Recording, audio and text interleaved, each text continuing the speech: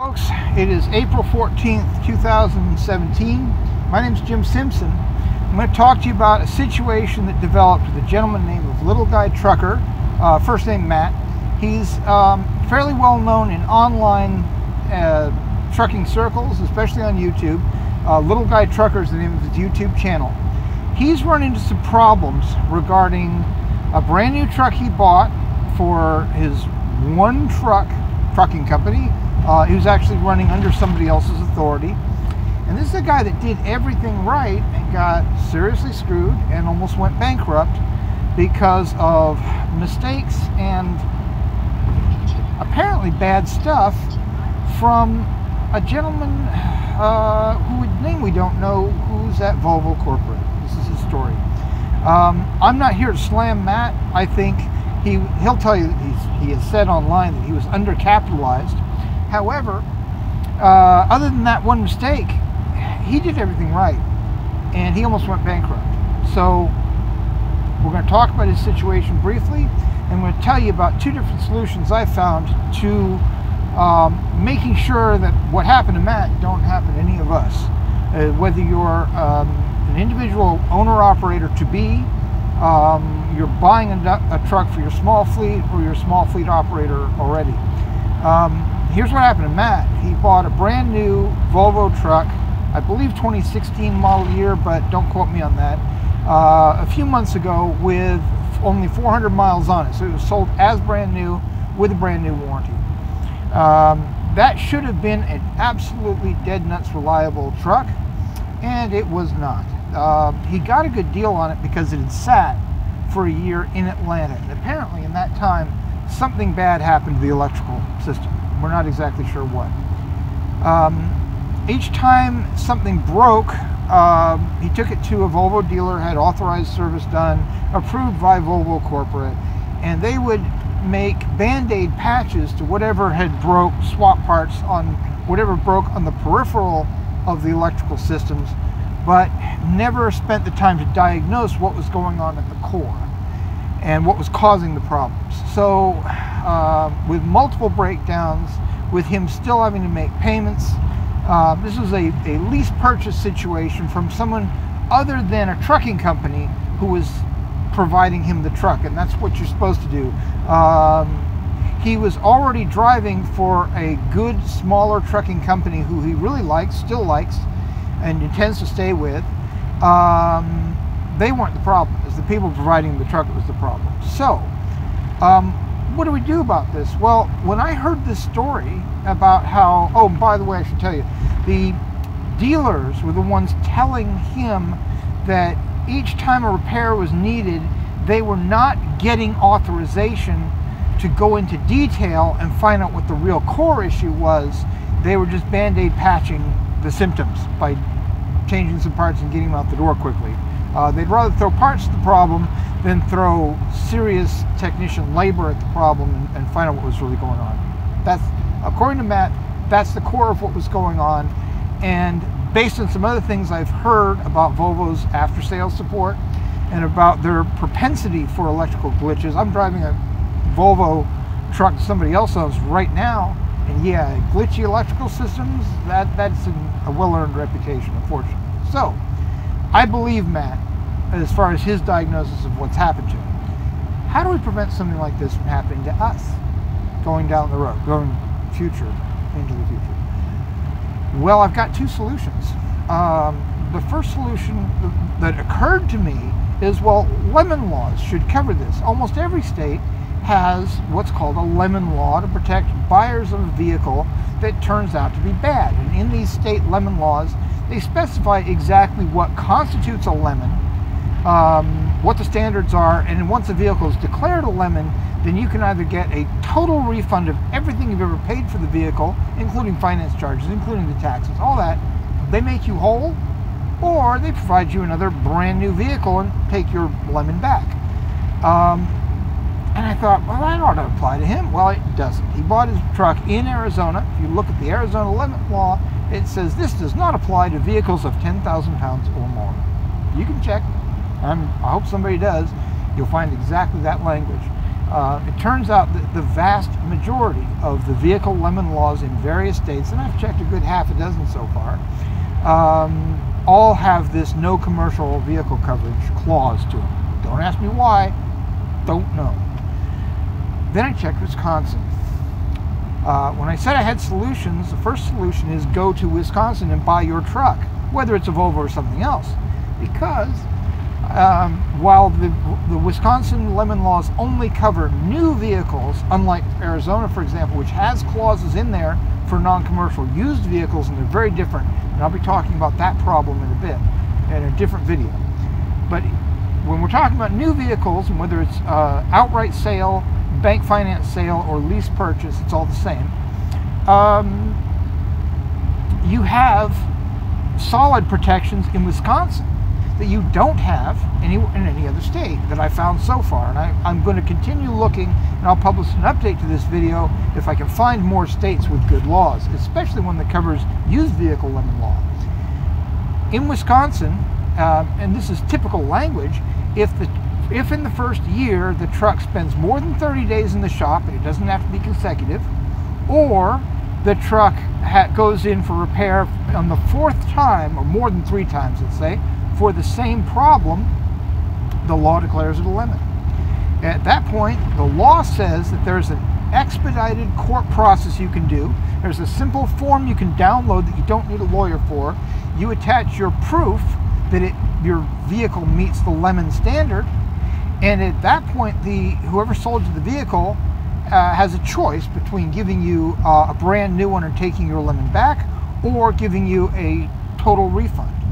Well, if Matt had gone to Wisconsin and bought his truck there and was covered under those provisions, I don't think it ever would have come to the point of the truck being legally declared a lemon, because they would have realized, by the 2nd or especially the 3rd time it comes in for repair on the same set of issues, they would have said, oh Lord, it's about to get declared a lemon, and if that happens, we're going to lose $30,000 to $40,000 in equity or more.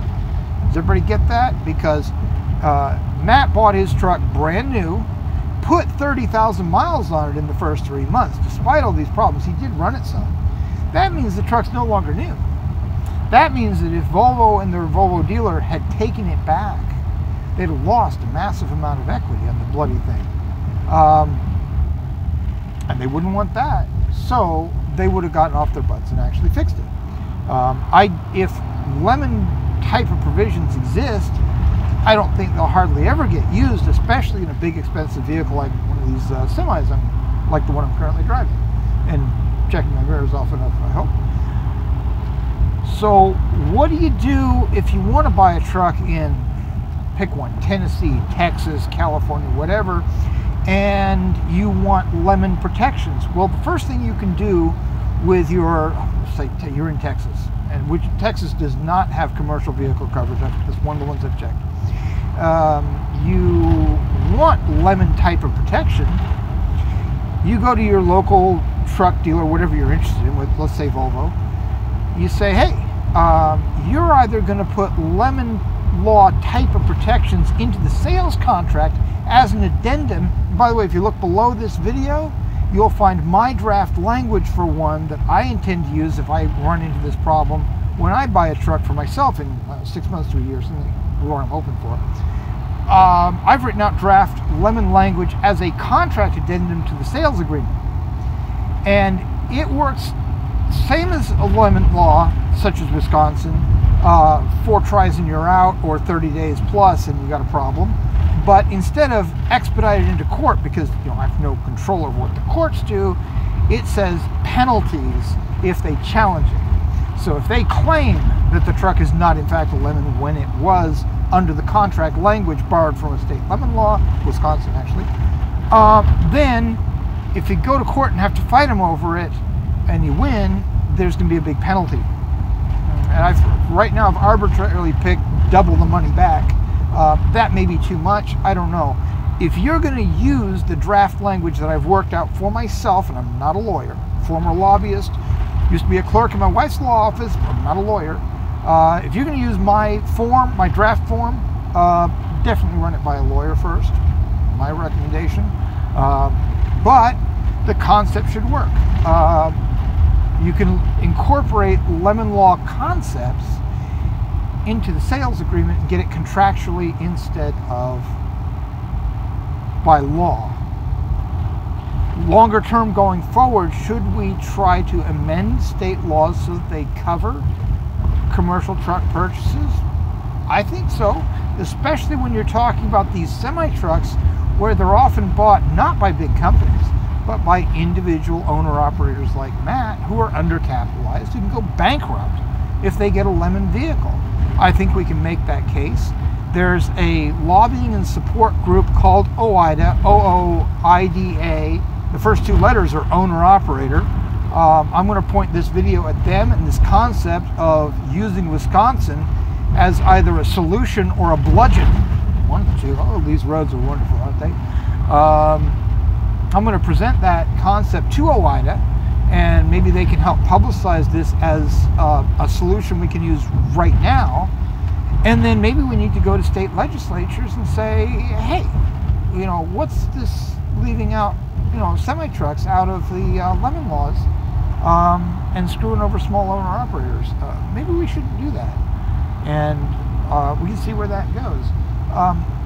I have a feeling that the other truck lobbying arm, the American Trucking Association, which is the lobbying wing for the big truck companies, your Schneiders, your Prime, Swift, CRST, all those big players, they have their lobbying wing, and I think they're going to be less concerned. Whoa, that's a big one. Hide a Subaru in that bump. They're going to be less interested in this whole class of problems, because if they get hosed on something like this with one truck or a batch of trucks especially, they can threaten to change manufacturers. You've got CRST's a Freightliner shop last I heard. They can say, hey, you know, we're going to go see if the grass is any greener over at International or Kenworth or whatever. If you don't fix this truck or this batch of trucks ASAP pronto. And I'll bet you they would. So this ain't such a problem for the big boys, but it's a problem for the little guys. Yeah, now let me give you just a real brief rundown on the issues with used vehicles. Used vehicle lemon law, which unfortunately Wisconsin does not incorporate, has no clues for used vehicles, work differently. They are about